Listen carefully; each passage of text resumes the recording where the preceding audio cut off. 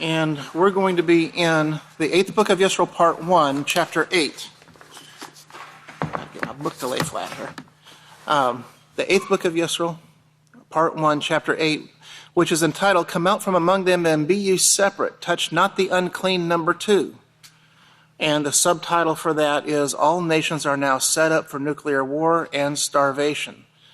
And the date of this particular sermon was 3/3 of 2008, so you can see how long ago it was, roughly about 12 years ago. Yeah, my math's right. Yeah, roughly about 12 years ago is when this sermon was given. And just looking at the title, there were some things that kind of jumped out at me in with this title. And one of the words that kind of really just jumps out at me, and looking at this title where it says, and be separate, come out from among them and be separate. Well, what does it mean? What does it mean to be separate? And I'm going to take a look here, I hope. Yeah. Let me see if I can. Let me go one more. Oh, that works. Wow. Okay. All right. So that word separate. That word separate means to set or to keep apart. You think about what this title is telling us, to be separate and touch not the unclean. So we're told to keep apart or to disconnect or to sever ourselves from that which is considered to be unclean. To separate. It also means to make a distinction between, to discriminate or to distinguish. To distinguish between we do here in Yahweh's house. We distinguish between the holy and profane, between the clean and the unclean, because that's outlined in the laws of Yahweh, which is what is taught from this house. To part by legal separation, to sever an association. And look at that last one there. It means to isolate from a mixture. To isolate from a mixture. You think about this mixture of righteousness and evil that exists in the world.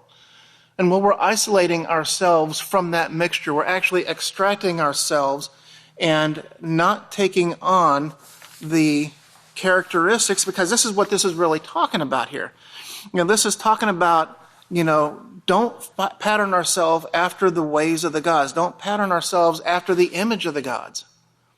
That's what's being mentioned. That's what's being talked about here, to separate ourselves and to not make ourselves in the image and likeness of the gods, which is what, this mixture of righteousness and evil that is talked about there in Genesis chapter 3. But this is what we're to come out from among them, and we're coming out from among them by practicing these righteous laws of Yahweh. And in doing that, we're taking on Yahweh's righteous name, we're taking on his righteous character, and we are, as this definition showed, we're making a distinction between us and the world. We're making a distinction between ourselves and the God worshipers, because we're not conducting ourselves in that manner. We're conducting ourselves as holy, righteous men of Yahweh, which is what we need to be doing. Okay? But continuing on here, and that's kind of what we're looking at. We're to pattern ourselves after this pattern of righteousness, and to kind of put into context the date that this series of sermons was given was, I think it was about, if I remember right, it was like 2 to 3 weeks after Pastor had been released from jail after his arrest. And this is about the second or third, 2 to 3 weeks, his second sermon or third sermon, I don't remember which, after his release from jail. But he starts out showing the Oki 24 manual for all children. He says you need to get one, and it's for all children, and we're all considered to be children of Yahweh.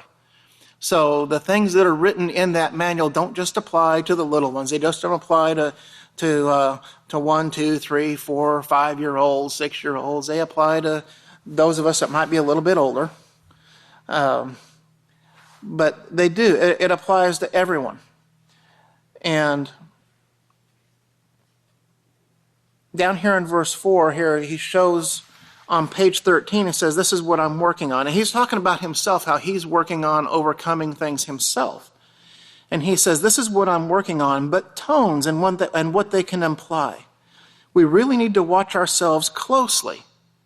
And it's so easy when we're speaking, when we're in general communication with one another, when we're on a job site, when we're dealing with our families, when we're dealing with any situation, for our tones and to get out of hand and to kind of imply or convey a message that we don't necessarily want to get across, or that we don't want to come across as.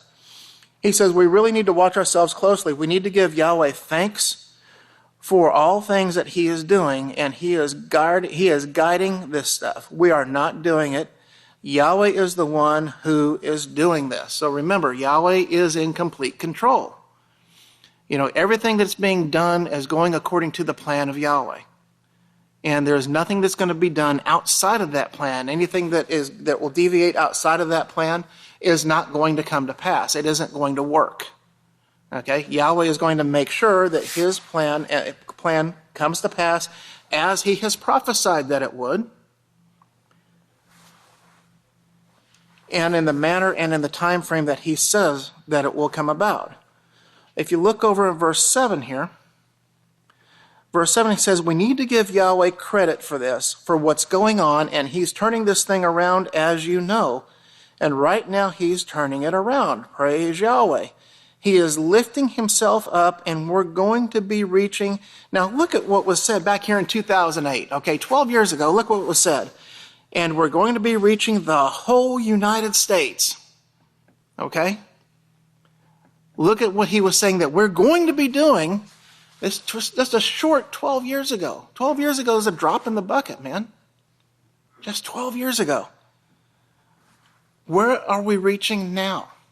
What has Yahweh accomplished through, what has Yahweh done with this work in the last 12 years? Is it reaching the whole United States? It's not? Oh yeah, it is. It's reaching the entire world. It's going out, just as Yahweh said that it would. It's grown. It's taken 12 years to grow to that point, but it has grown, and it has grown steadily. And it's going to continue to grow, just as he prophesied that it would. He says, but anyway, work on this. He said, work on these tones. He says, your overtones, your tones of demand, And he says, keep in mind what Yahshua said about being a servant instead of a slave. I'd really never thought about those words like that. Think about becoming a servant instead of a slave. A master or a ruler, we're not rulers, he says, we're leaders. You think about the connotations, you think about what these words bring to mind. What does it mean to be a servant? What does it mean to be a slave? I'm going to take a look at a couple of definitions here. Get back here. All right. So look at the definition of a servant there. It's one that serves others. Okay? To serve, and one that serves others. And the word serve means to be of use. It means worthy of reliance or trust. It means to hold an office, discharge a duty, or a function. The word serve and the word servant has the idea of a willing heart behind it, not something that's forced, right? So remember, what's Yahweh looking for? He's looking for a family of what?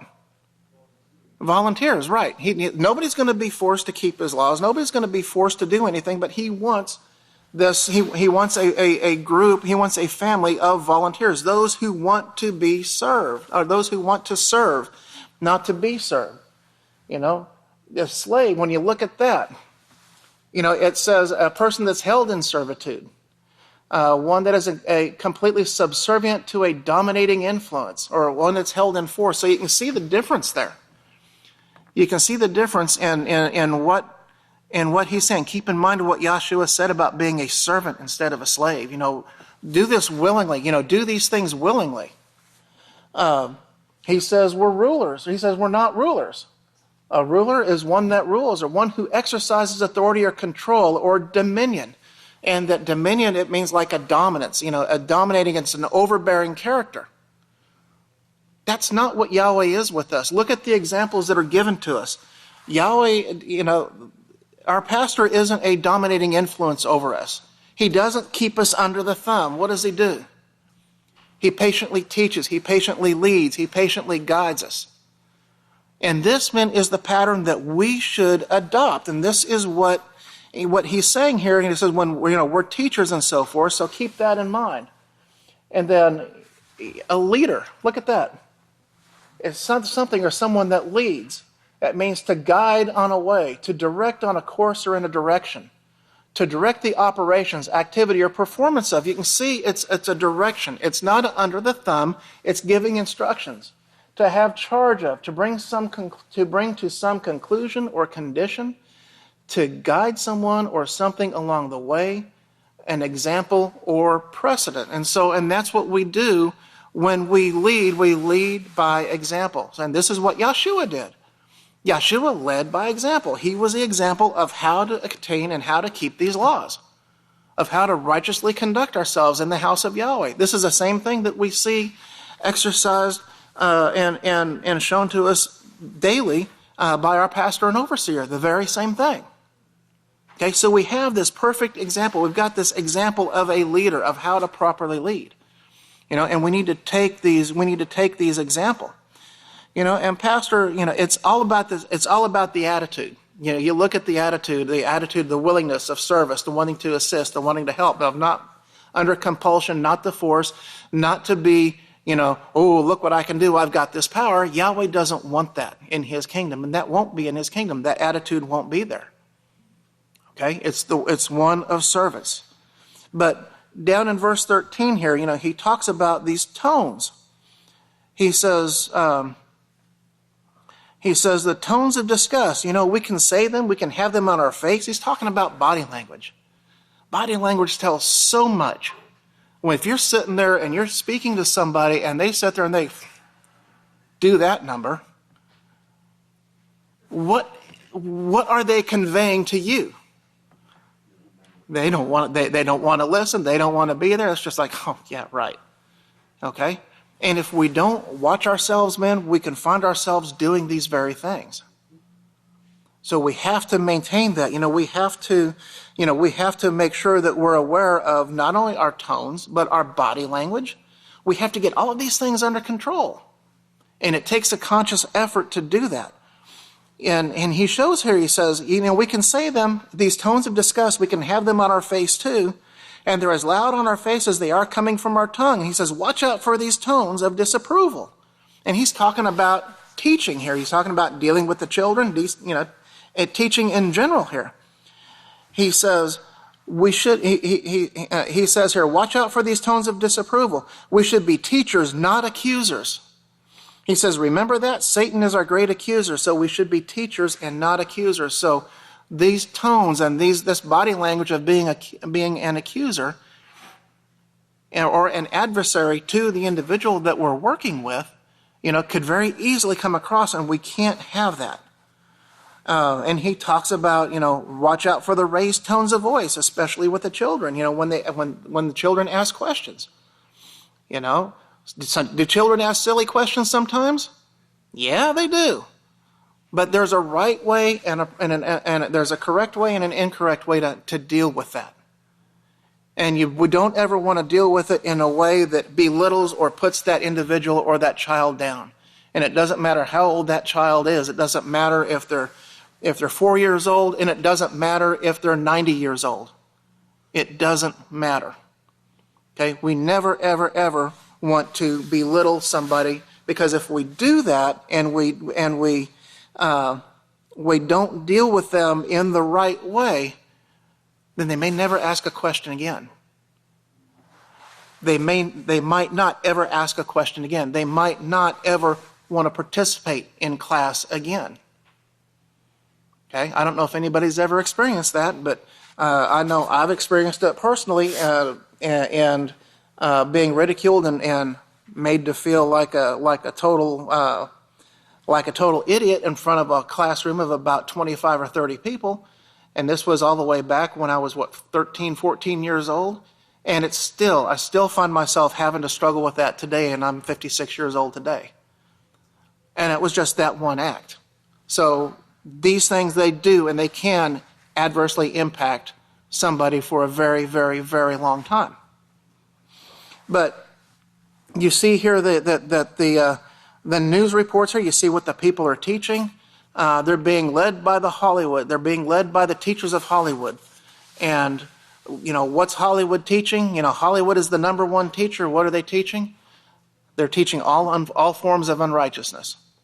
And as a result, you see sickness and disease being brought forth. Pastor brings out here, there's 3 major universities here in this area that are not teaching the laws of Yahweh. They're teaching their own form of righteousness. Well, when they're not standing up, they're not teaching the forms of righteousness. They're not teaching the laws of Yahweh. They're teaching war, bitterness, hatred. They're teaching somebody how to become sick, how to become diseased. They're teaching people how to die, is what they're teaching them. And their lives, there it shows in verse 18, are being wrecked while they're very young, and their bodies are being defiled while they're very young. And that's not just a physical defilement, but that's also a mental defilement. Because the unclean foods and the sexually transmitted diseases and these things, they affect not only the physical body, but we know they also affect the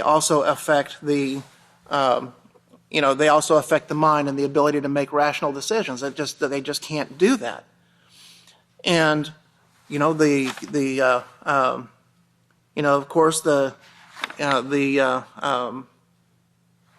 me see here where I want to go. In Revelation, where it talks about hurting not the oil and the wine, verse 23 over here. It talks about, we know to what extent the lure of material riches pervades modern life. And he's speaking of course, the West and their lifestyle. And some of this was coming from a speech that was given by the Pope. But Pastor shows here, he shows that the quartet was invented to protect the lifestyle. Remember, hurt not the oil or the wine. And this lifestyle was actually, they're attempting to protect that. And at the same time of this, that the world is trying to protect their lifestyle of going out and committing all kinds of evil, breaking every known law of Yahweh that they can, comes the character assassination from the churches and from the religious leaders and from anyone who opposes the laws of Yahweh. One of them here was saying that somebody was, I don't remember who it was here, but it says in verse 24, at the same time he's praying, this same thing comes out. Moses was high on drugs, Israeli researchers say.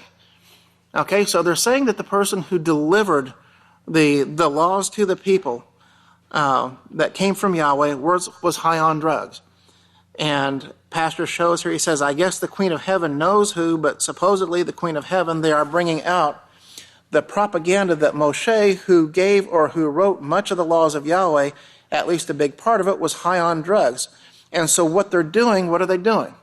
It's that character assassination. They're painting an evil thing in your mind and this propaganda in your mind to turn you against the laws of Yahweh one way or another. And it continues to go on. The churches do that. They try to rationalize and justify, saying, well, you don't have to keep those old laws. Those old laws were done away with. Well, that propaganda, when you think about it, that propaganda is simply the spreading of ideas, information, or rumor for the purpose of helping or injuring an institution, cause, or a person. In this instance, this propaganda is actually going out to further the cause of the Pharisees, Sadducees, Essenes, and Herodians, those who are coming against the laws of Yahweh, and to teach this, to teach the promotion of this lawlessness, the idea of this mixture of righteousness and evil. And then you see it's also ideas, facts, or allegations spread deliberately to further one's cause or to damage an opposing cause. And that's all what it is. You can see when they say, oh, Moses was high on drugs. They say, well, the House of Yahweh is nothing but an evil cult. They're going to kill themselves. When they come, all this manner of evil comes out, it's all for the purpose of damaging the credibility and damaging the benefit that comes from the Holy Scriptures and the truth that's coming from Yahweh's house. So that propaganda It's kind of interesting when that propaganda is when it's capitalized, it's actually a congregation, notice this, of the Roman Curia having jurisdiction over the missionary territories and related institutions. And that Curia is a body of congregations, tribunals, offices, through which the Pope governs the Roman Catholic Church. So you can see where propaganda originates. It originates from those who are submitting and who follow this Queen of Heaven that Pastor is talking about here. But what they're trying to do is they're trying to get you to disregard, to turn from the laws of Yahweh. And we know because the mark of Cain, because Cain turned, Cain did not follow these laws, statutes, commandments, and judgments. And instead he taught these things, and that curse of doing that was continual war, vengeance, and retaliation, right? And so this is how all nations are being set up for nuclear war, is because of this promotion of this continual war, vengeance, and retaliation. And, over here in verse 30, Pastor's talking about the articles here that show the world food supply is shrinking. In Matthew 24, it shows there that there's going to be the worst time of famine ever, and that these things have started. It's not going to be an all of a sudden boom, here it is, but it's taking place, and it's going to grow, and it's going to continue to snowball. But let me see over here.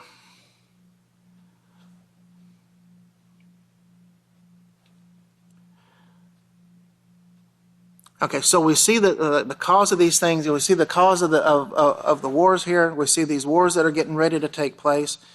Pastor shows here in verse 37, he says, well, of course, the Scripture shows this, and he shows that exactly why the quartet was invented in the first place, trying to head these things off. And Pastor was earlier in a couple of verses above, they were talking about preemptory strikes, military strikes.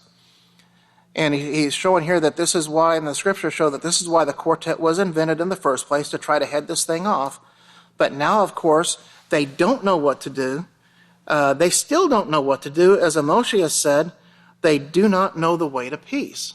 Well, they don't know the way to peace because it's been drilled in their heads that the laws of Yahweh have been done away with, and it's only through the laws of Yahweh that will lead to peace. And he shows here, he says, in verse 38, he says, one day they'll be begging the house of Yahweh for information. Well, people are already coming to the house of Yahweh for information, slowly but surely. You can see the increase in the amount of hits that are coming to the people that are watching services, to the people that are watching these classes, the people that are sending in for information, the people that are requesting information and asking for the Peaceful Solution Character Education Program to come and be taught. You can see that they are already coming to the house of Yahweh for answers. Even though they might not realize that's where they're coming, that's where they're going. That's what Yahweh said. They'll be begging us and begging us for information. Yes, the kings will come and bow down to you, Yahweh says, seeking the same information that you are filling your heads with right now. Okay, so you can see what we're trying to get situated in our heads, what we're trying to put in there to learn what to teach, just as the banner says over here, so that we can teach what we've learned.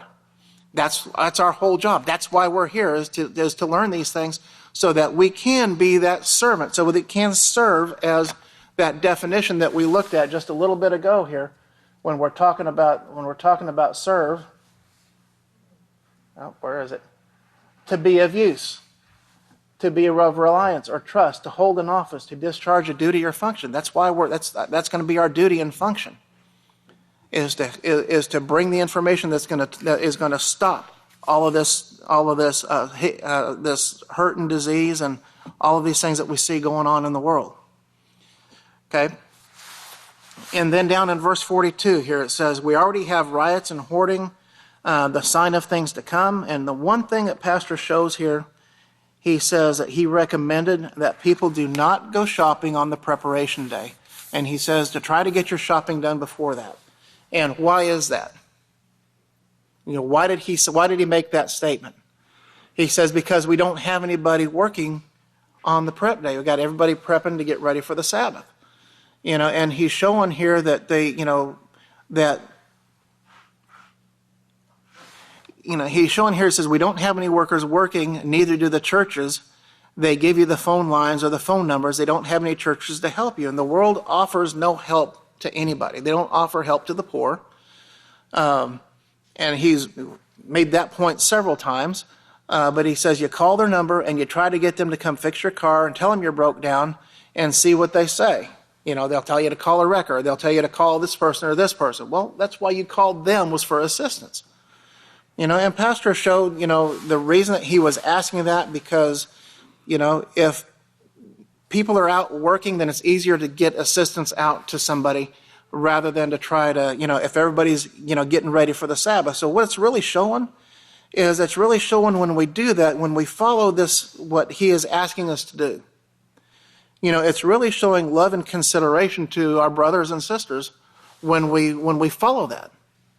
Okay? He says he says it would be easier when we have men working, but they're getting ready for the Sabbath too. So try to limit your shopping on the preparation day, because others are preparing for the Sabbath too. So he tells you why he was making that request. And down toward verse 46 and 47, there's talking about a food shortage.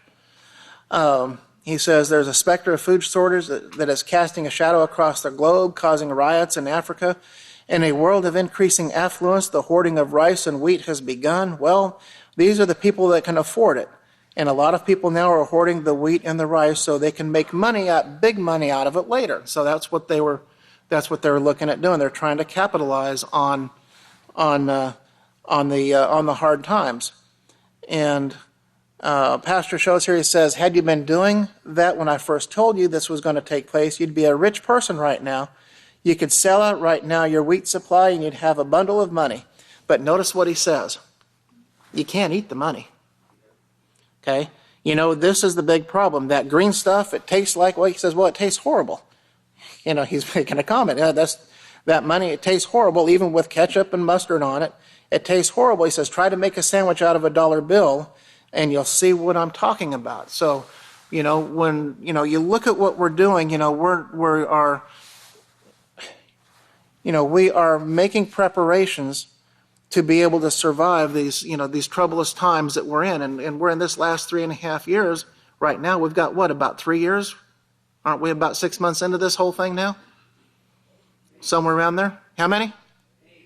See, I'm 2 months behind. You see how fast the time goes?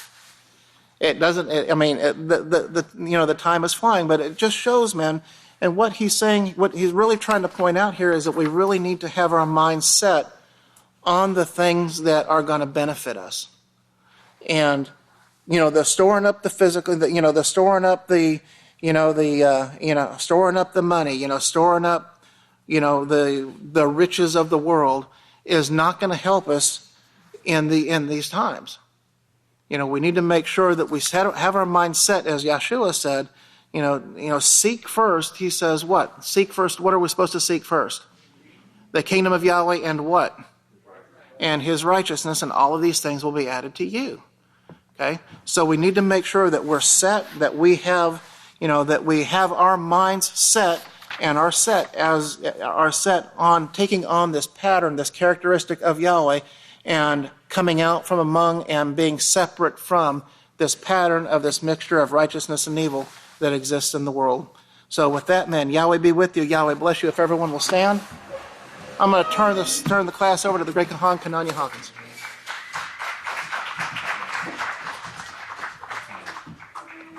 Shabbat Shalom, men. Please be seated.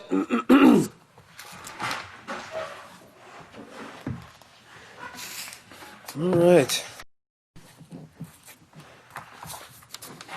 I'm going to continue where the great Khan left off. The 8th book of Israel, part 1, chapter 8. Come out from among them and be you separate. Touch not the unclean thing. And this is series number 2 here. And it says, all nations are now set up for nuclear war and starvation.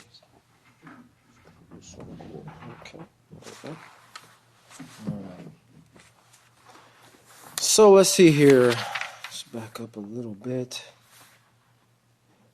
All right, so the Great Khan was talking about the things that are taking place in the world with the food supply and some of the things that we see amongst the governments, and of course storing up the food that the world right now is dealing with.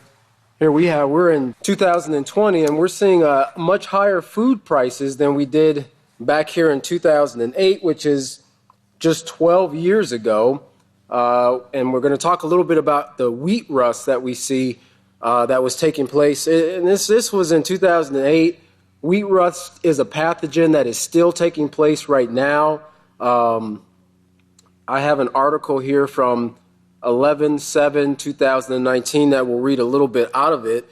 But a part of what we're seeing here and coming out from among them and being separate, and the Great Kahan read the definition of the word separate there, and part of it is coming out of a mixture, right? Coming out of a mixture, what we see, this mixture of righteousness and evil, this mixture that is in the world. And of course, it's a process that takes place, like when we read in the baptism booklet, you have repentance, confession, baptism, and conversion.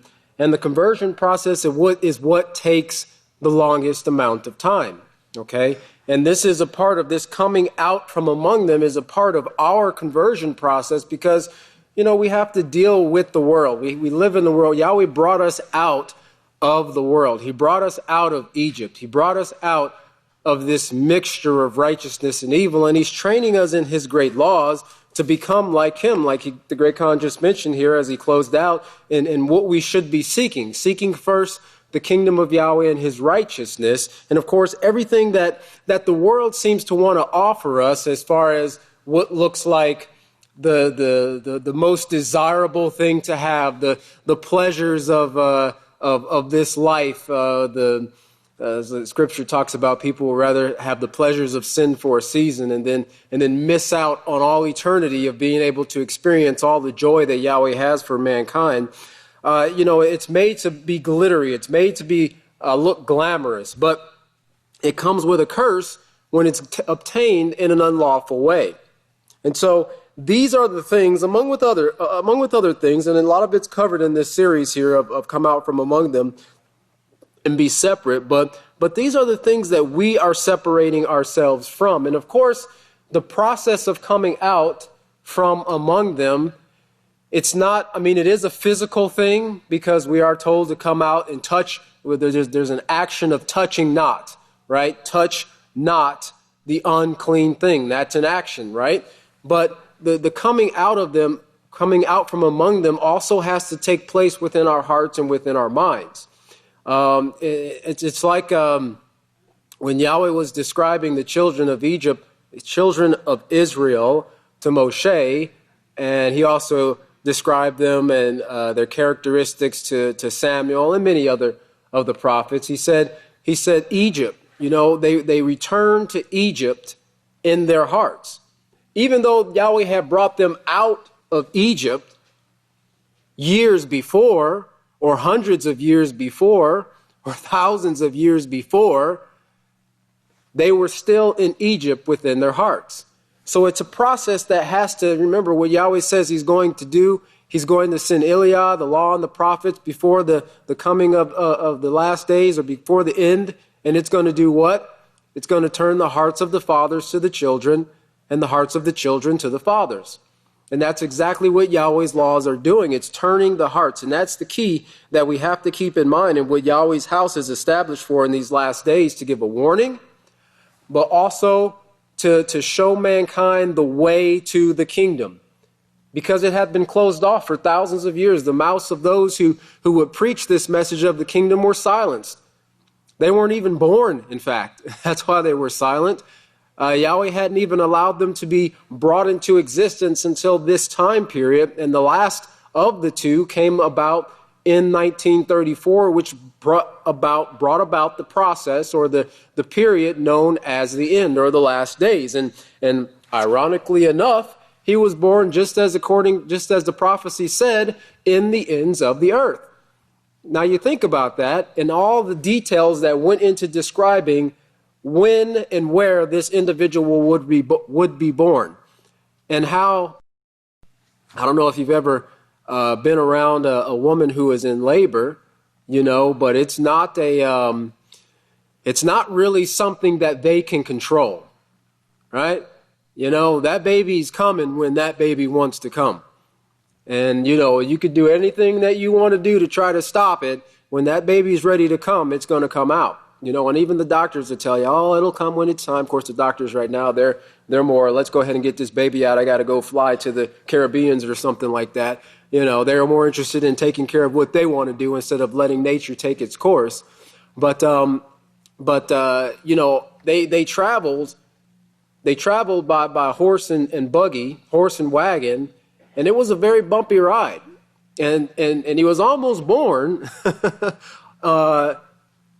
in the land before Lexington, which was established after Purcell's, but it didn't take place until Yahweh allowed it to, and of course it was exactly according to prophecy. So anyway, the point of that is that Yahweh's in full control, and of course what Yahweh offers for mankind, those who will make it in this kingdom, is far greater than what the world could seem to want to offer us, right? But we kind of have to have some foresight. We have to have a little bit of a vision, so to speak, in desiring this great kingdom, rather than being blinded by the shiny things that tinker and glitter and glamour in front of us right now, because Yahweh shows that all of that is going to be destroyed in this time period.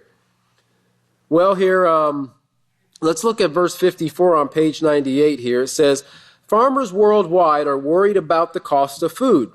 In Europe, pig and poultry breeders are threatening to cut production unless they are paid higher prices, it says.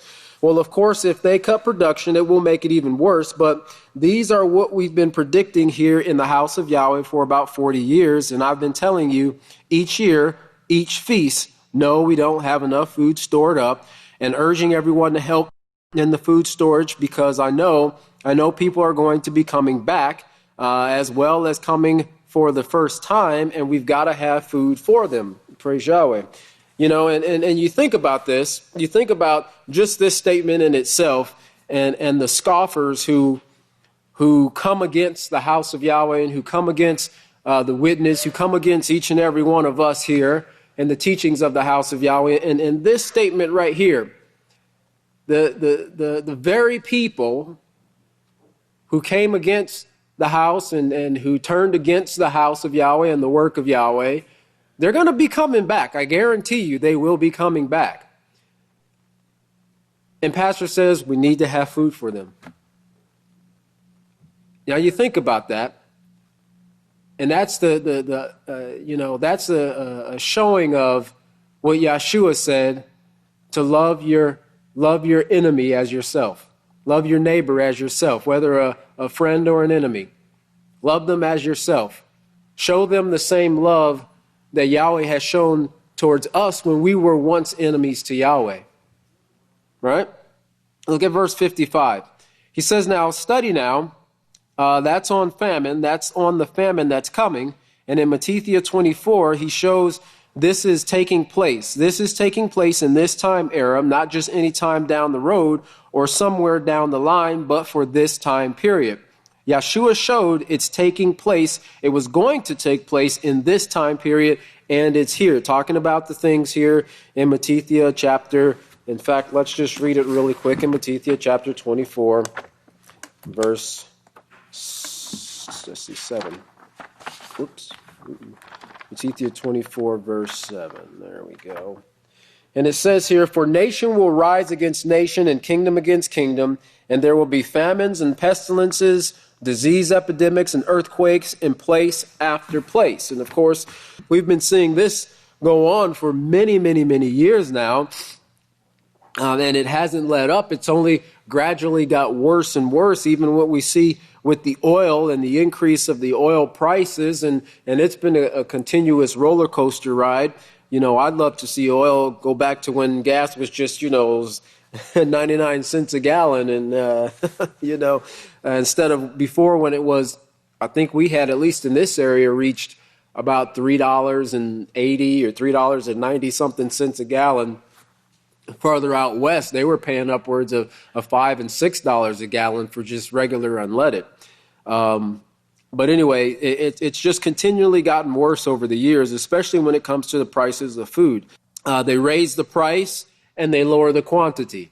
There's a pack of it's like a trail mix that I like to get from the local Walmart, and I remember about I don't know, maybe about 10 or 20 years ago, I remember buying that thing, and it was only just a few bucks, and I think it had about 32 ounces or somewhere around that for about $4, I think. Now I think it's closer to $5, which doesn't seem bad with inflation and everything. But now they've only got like 16 ounces in it. So you're actually almost paying double, the amount for the amount of product that you used to get before. But this is how they so subtle, and then this is what it is. It really is so subtle in the way that it's done. They just keep the price pretty close to the same, but you don't notice that the contents of your packet is shrinking and shrinking. Kind of like when you get a bag of air and they throw in a few chips with it, right? You go get that big puffy bag of potato chips and you're starving and you open that thing and there's like 8 chips at the bottom and you're like, man, here I am got to see my ribs and I only got like 8 chips to eat. And it only cost you $6, But that's the way of the world, and of course it fattens the pockets of the producers of these things, but it makes the people who are dependent on these things, and not just chips, but even just the basic necessities, who are dependent on these things, they actually have to do with less, much less. Now imagine having a family of 4 or 5 children that you have to take care of, compounding that, and you see the situation that the world is in, and why we're having what they call food insecurity and rioting take place because people can't afford the basic living that every man, woman, and child should be able to have. Well, in verse 56 here, the pastor says, it's getting much worse as we see the wars break out. Once the wars break out and the earth becomes contaminated, he says it's already contaminated, it's already defiled. That's the reason we're having global warming at this time.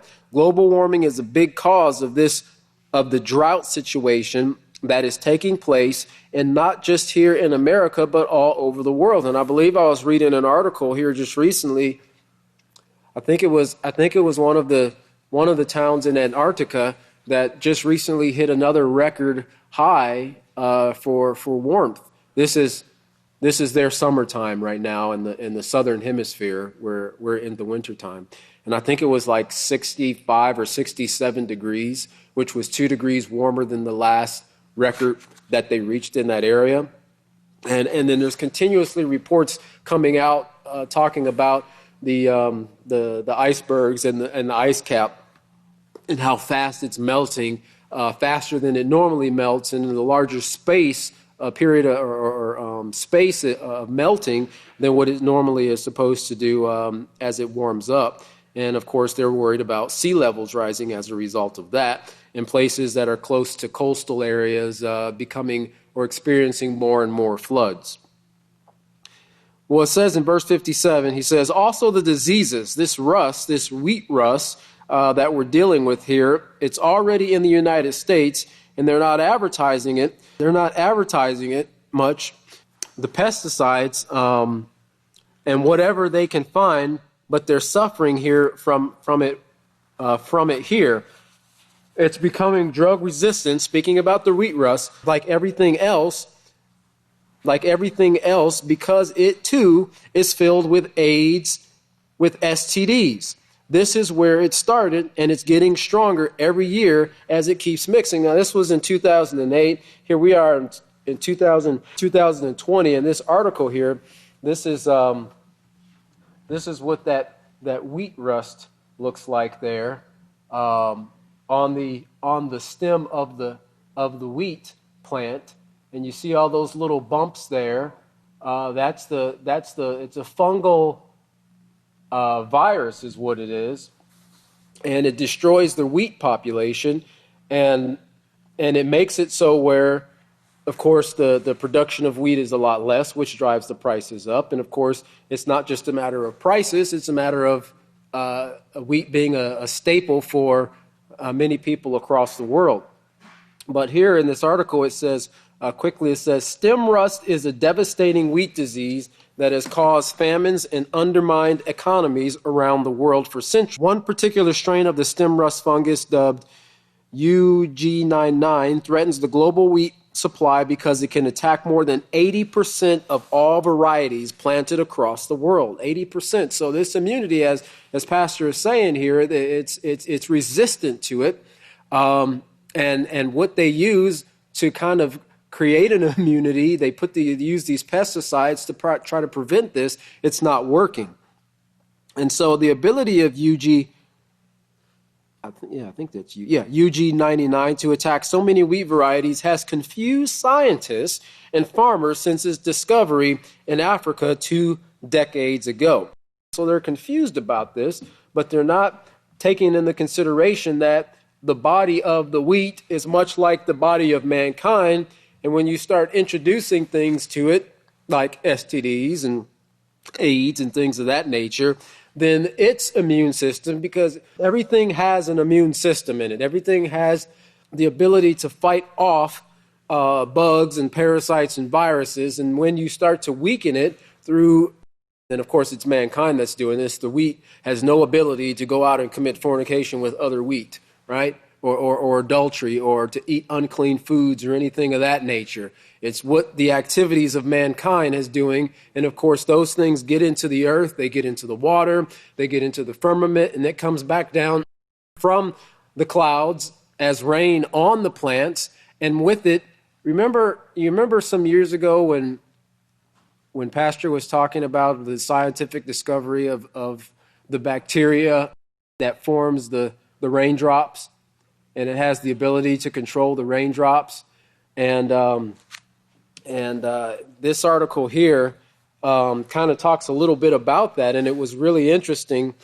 This is from the scientist.com, and it says, microbial ice makers, how one bacterium turns water into ice at non-freezing temperatures. And what I thought was interesting about this article, and I won't read that whole thing, but what I thought was interesting about that article, and what scientists was thinking was just interesting about this article, was that this particular bacterium actually can turn water to ice at non-freezing temperatures and freezing water to liquid at freezing temperatures.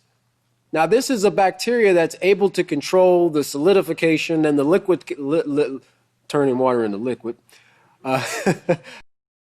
regardless of its environmental conditions. A bacteria that's able to do that. Okay? And then, of course, it becomes the nucleus of that rain or that snowflake or whatever. And then, of course, when it comes down to the earth in the form of snow or rain, then it gets deposited and then it continues its cycle. Now, what occurs when you have a chlamydia as the nucleating bacteria in your clouds? Kind of makes you not want to go out there in the rain anymore, right? You know, next thing you know, you got chlamydia of the throat. Well, how'd you get it? I was in the rainstorm. This is how bad it can potentially get, and really is already. Yahweh's protecting us to some extent, but the earth is also fighting to try to keep these things in balance. But mankind is continually pushing the limits of sin, you know, to the greatest degree, to, as the scripture says, it's reaching its peak because of mankind's bringing it to the peak through his activities, to the point where the immune system is completely just breaking down in the earth and in mankind. And of course, we're seeing it in the results of our food. And of course, these things are driving the prices of food up as well. Well, here it says in verse 58, yes, wheat rust, that's where it comes from, STDs. And everything else we're suffering here in this time period is also from these STDs. Just as the snowfall is full of these same things, and now they know it, science knows it now, and there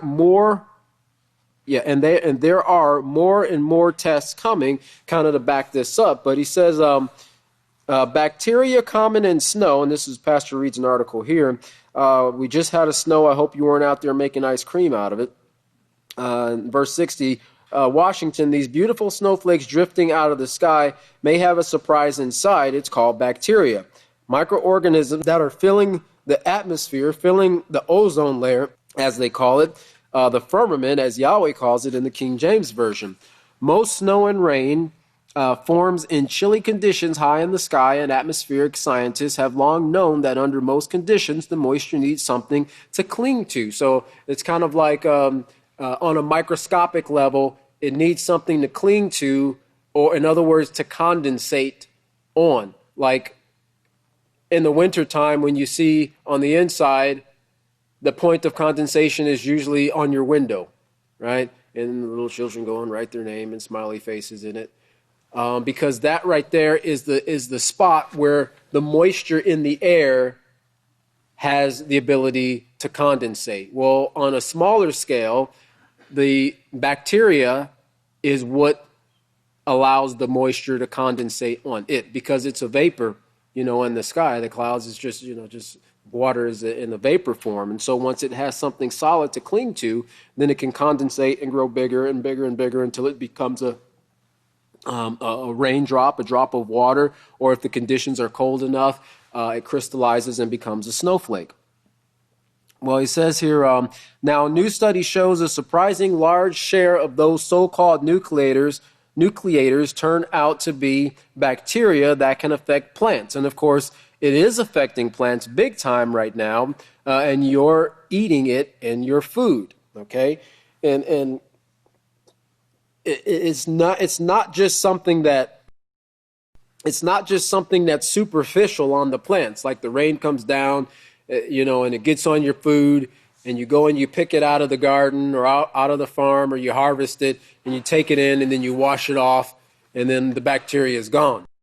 No, the bacteria is falling on the earth, it's falling on the plant, and it's being absorbed in the root system, it's being absorbed through the leaves and so forth, and it's becoming a part of the plant internally, to where, like these cases of E. coli and salmonella and things like that, it's not something that can be washed off or washed out. It's a part of the plant. And so when they have these big recalls, they say, if you have this food from this lot number, throw it away. You can't clean it. Throw it away. It's in the plant. And this is what these articles and what Pastor is talking about. And this is what Yahweh warned us of too, concerning this time period here. And this is what we're seeing with the prices of food and the decrease of food. Let's look down to verse 60. Let's look down to verse 66 here. Well, no, let's move over here. Let's look over to page 100. So it says here in verse 69, wheat supplies are already tight, may be hurt by global drought. So we see that there, the drought's taking that place, causing the food supply to become hurt as well. Look at verse 74, because we talk a little bit about the nuclear wars here. Remember famines and wars and rumors of wars and kingdom against kingdom. He says, well, Vladimir Putin, now nuclear threat to the West. So Putin's ready to do the same thing.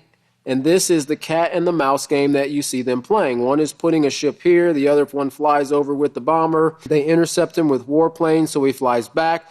What if somebody, touched the wrong button and dropped the bomb on that ship? This would be enough to start a nuclear war. Okay, and this is what article that he was just reading about the warships over in the Lebanese Iranian water areas over there, and how the nations are building up, and everything that it's talking about regarding these wars are preemptive strikes.